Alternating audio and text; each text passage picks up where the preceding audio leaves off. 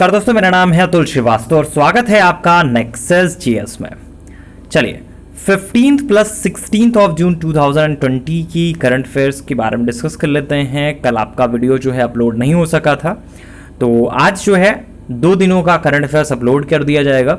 जितनी भी चीज़ें इन 2 दिनों में हुई हैं महत्वपूर्ण, उन सारी चीज़ों को कवर अप किया गया है और जो आपके एग्जामिनेशन के दृष्टिकोण से महत्वपूर्ण हो सकती हैं उन सारी चीज़ों को। चलिए शुरुआत करते हैं। तो कल की जो सबसे बड़ी खबर थी और काफ़ी ज़्यादा दुखी करने वाली खबर थी कि फिल्म अभिनेता सुशांत सिंह राजपूत साहब का निधन हो गया।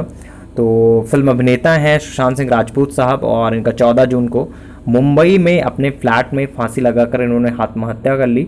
और लगभग से पिछले जो 6 महीने रहे हैं काफ़ी डिप्रेशन में रहे थे। और सुशांत सिंह साहब का जो जन्म हुआ था वो पटना में हुआ था। सुशांत सिंह साहब राजपूत ने आपका केदारनाथ, MS धोनी और छिछोरे जैसी कई फिल्मों में अभिनय किया। और सुशांत ने छोटे पर्दे से अपने कैरियर की शुरुआत की थी और उनका टीवी सीरियल जो है पवित्र रिश्ता, उससे दर्शकों के बीच में काफ़ी ज़्यादा लोकप्रिय हुए थे। लेकिन एक मूवी थी जिससे उनने हर एक भारतीय के दिल में जगह बना ली और वो थी मूवी धोनी जी को लेकर, MS Dhoni the untold story. तो होपफुली सभी लोगों ने देखी होगी और इस मूवी से उन्हें बहुत ज़्यादा पॉपुलैरिटी मिली। एक छोटे से गांव से, एक छोटी सी जगह से वो आते हैं, तो होपफुली सभी लोगों को बहुत अच्छे से पता होगा। चलिए नेक्स्ट पॉइंट पे आते हैं। विश्व रक्तदान दिवस ये मनाया जाता है 14 ऑफ जून को। तो प्रत्येक वर्ष 14 जून को विश्व रक्तदान दिवस मतलब वर्ल्ड ब्लड डोनर डे मनाया जाता है। और इस दिवस को मनाने का जो उद्देश्य है वो सुरक्षित रक्त की आवश्यकता के बारे में जागरूकता बढ़ाना और रक्तदाताओं के सुरक्षित जीवन रक्षक जो रक्त हैं उनको दान करने के लिए उन्हें प्रोत्साहित करते हुए आभार व्यक्त करना है। इस साल का जो थीम है वो ये है, सुरक्षित रक्त बचाए जीवन। तो ये आपका इस साल का थीम है। अब नेक्स्ट पॉइंट पे आते हैं। नेक्स्ट पॉइंट आपका क्या कहता है? भारत के अटॉर्नी जनरल से रिलेटेड चीज़ है। भारत के अटॉर्नी जनरल के वेणुगोपाल साहब का 1 वर्ष का सेवा विस्तार किया गया है। तो इनके बारे में थोड़ी सी बात करते हैं, फिर हम लोग अटॉर्नी जनरल के बारे में भी डिस्कस करेंगे क्योंकि पॉलिटी के सेक्शन में आपका ये पॉइंट अपडेट हो सकता है। देखिए भारत के अटॉर्नी जनरल हैं के वेणुगोपाल साहब। इनको 1 वर्ष का एक्सटेंशन दिया गया है, सेवा विस्तार दिया गया है। और वेणुगोपाल का मौजूदा 3 साल का कार्यकाल जो है 30 ऑफ जून 2020 को कंप्लीट हो रहा था।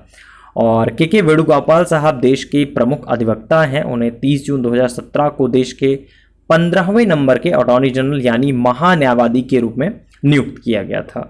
पद्म भूषण और पद्म विभूषण से अलंकृत हैं और संविधान विशेषज्ञ हैं वेणुगोपाल साहब। और इन्होंने मोरारजी देसाई की सरकार में भी करीब 2.5 साल तक अतिरिक्त सॉलिसिटर जनरल के रूप में काम किया था। अब हम लोग बात करेंगे एग्जैक्टली जो एग्जामिनेशन में पूछा जा सकता है। वैसे भी अटॉर्नी जनरल के बारे में एग्जामिनेशन में पूछा जाता है। तो भारतीय संविधान का जो आर्टिकल 76 है उसके अनुसार भारत के महान्यायवादी मतलब अटॉर्नी जनरल की नियुक्ति किसके द्वारा की जाती है? भारत के राष्ट्रपति के द्वारा। उच्चतम न्यायालय का न्यायाधीश बनने की योग्यता रखने वाला किसी भी व्यक्ति को राष्ट्रपति महान्यायवादी के पद पर नियुक्त कर सकते हैं।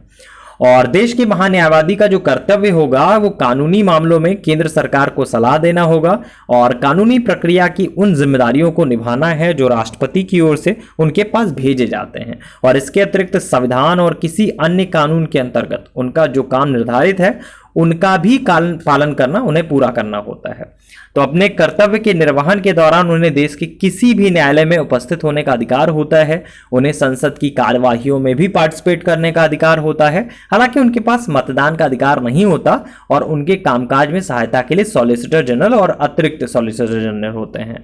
तो अगर आपसे पूछा जाए कि इनके कार्यकाल के बारे में या फिर इनसे रिलेटेड चीज़ों के बारे में इनको कौन नियुक्त करता है, तो ये आपका राष्ट्रपति के प्रसाद पर्यंत होते हैं।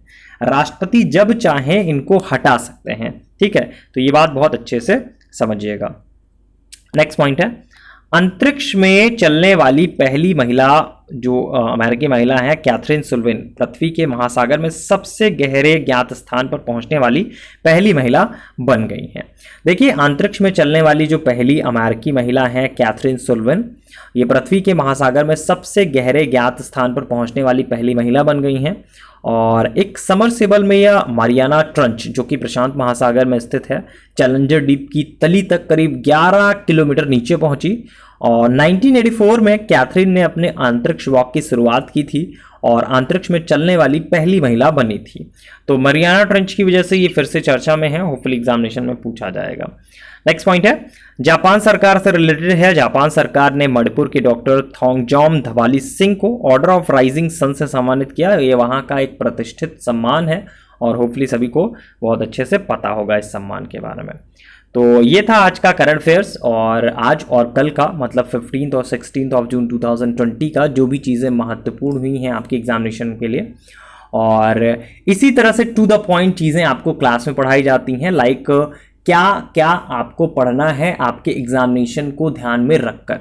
बाकी पढ़ने के लिए बहुत सारी चीज़ें हैं, लेकिन आपके एग्जामिनेशन ओरिएंटेड क्या क्या चीज़ें हैं ये नेक्सस जीएस में पढ़ाया जाता है। और इसी वजह से यूपीपीसीएस 2020 प्लस आरओ एआरओ 2016 की तैयारी के लिए आपको डेमो लिखकर हमारे व्हाट्सएप नंबर पर भेजना होगा। हमारा व्हाट्सएप नंबर है 7080540001। इस नंबर पर सेंड कर दीजिए, आपको एक दिन की क्लास डेमो के रूप में मिल जाएगी और आपको आगे की जो चीज़ें हैं पेड क्लास से रिलेटेड जानकारियां हैं वो सारी की सारी प्रोवाइड करा दी जाएंगी।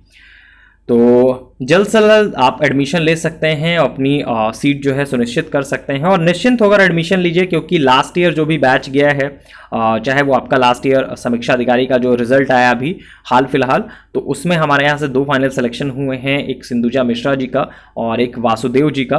दोनों लोगों का फर्स्ट अटेम्प्ट था और इसके पहले यूपीपीसीएस 2017 का फाइनल रिजल्ट आ चुका है और उस फाइनल रिजल्ट में हमारे यहाँ से 2 फाइनल सिलेक्शन हुए हैं। दोनों लोगों का कॉमर्शियल टैक्स ऑफिसर के तौर पर सिलेक्शन हुआ है, ज्योति वर्मा जी और शिवानी सिंह जी का। तो निश्चिंत होकर आप इस बैच में एडमिशन ले सकते हैं और अपनी जो सीट है आगामी एग्जामिनेशन के लिए सुनिश्चित कर सकते हैं। तो क्योंकि आपको ये बात बहुत अच्छे से पता है कि अब आपका माइनस मार्किंग लगी हुई है यूपी कमीशन के एग्जामिनेशन में, तो ऑब्वियस सी बात है आपको उन पॉइंट्स पे, उन चीज़ों पर ज़्यादा ध्यान देने की ज़रूरत है जो एग्जामिनेशन के लिए एक्सपेक्टेड है, क्या पूछा जा सकता है। इसी वजह से भारत के अटॉर्नी जनरल के बारे में मैंने आपको चीज़ें बताई, क्योंकि ये आपके एग्जामिनेशन के लिए अब एक्सपेक्टेड हो जाएगा। वेणुगोपाल साहब का जो कार्यकाल है वो बढ़ाया गया, तो ऑब्वियस सी बात है ये चीज़ चर्चा में आई, पॉलिटी के सेक्शन में अपडेट होगी। तो हर एक चीज़ अपडेशन और रिवीजन पर डिपेंड करती है। जितना अधिक आप अपने आप को अपडेट रखेंगे, उन चीज़ों पर फोकस करेंगे जहां से एग्जामिनेशन में क्वेश्चन पुट ऑन हो सकते हैं, उन टॉपिक से क्वेश्चन पूछे जा सकते हैं, अगर उन पे आप केंद्रित रहोगे तो बहुत आसानी से इस परीक्षा को क्वालिफाई किया जा सकता है। तो ये परीक्षा मेहनत से ज़्यादा स्मार्ट वर्क पे डिपेंड करती है कि कितना बेहतर ढंग से आपका जो बोल सकते हैं कि सोचने का तरीका है या फिर काम करने का तरीका क्या है, ये सबसे ज़्यादा महत्वपूर्ण होता है। कुल मिलाकर एक चीज़ बहुत कॉमन है कि आपको सब ये ज़रूर बताएंगे, ये पढ़ डालिए, ये पढ़ डालिए, क्या क्या उसमें से पढ़ना है ये आपको नेक्सस जीएस क्लास में बताया जाता है कि एग्जैक्टली आपको इस टॉपिक में इतनी चीज़ें ही पढ़नी है। ठीक है, तो आई होप चीज़ें क्लियर हो चुकी होंगी। फिलहाल के लिए इतना ही। Thank you so much.